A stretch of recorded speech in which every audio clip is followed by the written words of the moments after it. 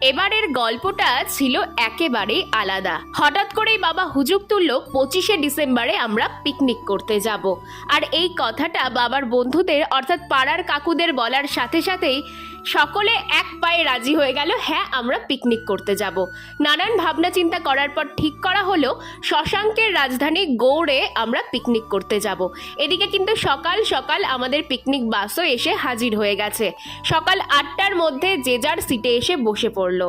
নানান হই হুল্লোড় নাচ গান করতে করতে আমরা যাচ্ছি সবাই মিলে পিকনিক করতে। এটা না একটা আলাদাই আনন্দ ছিল।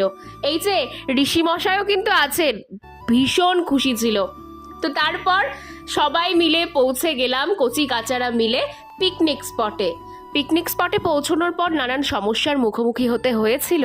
সেটা জানার জন্য তোমাদের নেক্সট মিনি ব্লগগুলো অবশ্যই দেখতে হবে। খুব তাড়াতাড়ি দেখা হচ্ছে সকলের সাথে।